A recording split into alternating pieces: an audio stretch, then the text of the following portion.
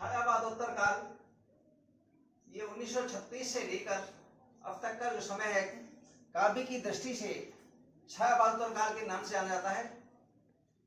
इसकी आवश्यकता इसलिए हुई कि छायावाद में ह्रास आने लगा। ह्रास क्यों आया? विदेशी शासन के दमन चक्र के नीचे पिसती हुई जनता की निरंतर पीड़ा, छायावादी कविता जो थी वो पीड़ा से युक्त थी, छायावादी के ह्रास की एक कारण बन गई। इसी पीड़ा के आर्तनाद बोध को लेकर जयशंकर प्रसाद, सूर्यकांत त्रिपाठी निराला ने अपने मनोलोक की कल्पना एवं भावना से निकलकर यथार्थ की कठोर भूमि पर उतर गए ये लोग, और पीड़ित मानवता के प्रति सहानुभूति प्रकट करने की दृष्टि से जनता के दुख दर्द को इन्होंने अपनी कविता का विषय बनाया और चारों ओर की कुरूपताओं को मिटाने के लिए तत्पर हो गए। इसे 3 वर्गों में बांटकर इसका अध्ययन किया जा सकता है।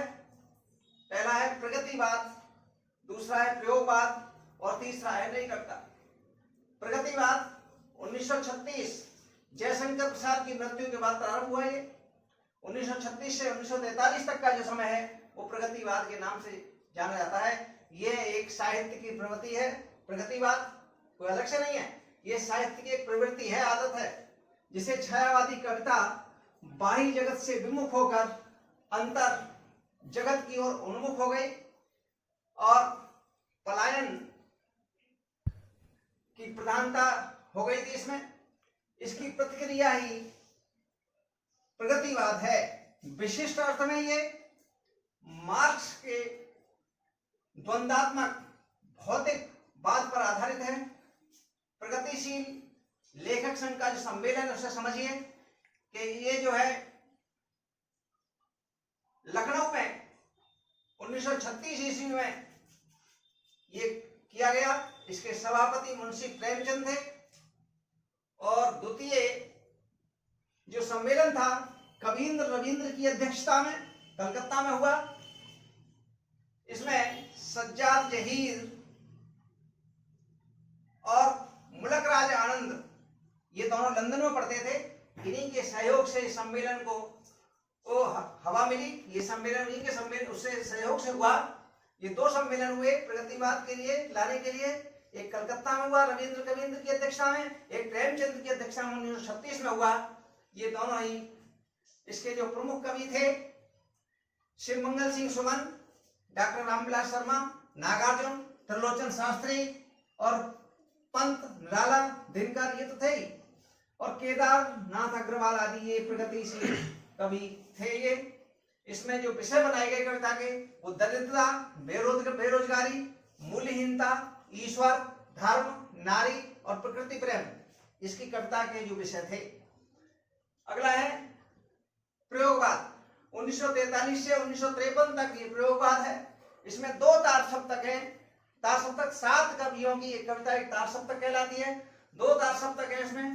पहला तार सप्तक 1943 में।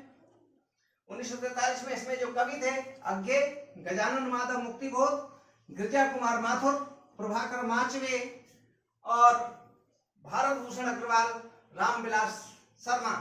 और द्वितीय तार सप्तक 1951 में, यानी ये दो तार सप्तक इसमें थे। 1951 में द्वितीय तार सप्तक, इसमें भवानी प्रसाद मिश्र, शकुंत माथुर, हरिनारायण व्यास, शमशेर बहादुर सिंह और रघुवीर राय, नरेश मेहता तथा धर्मवीर भारती ये द्वितीय तार सप्तक के कवि रहे।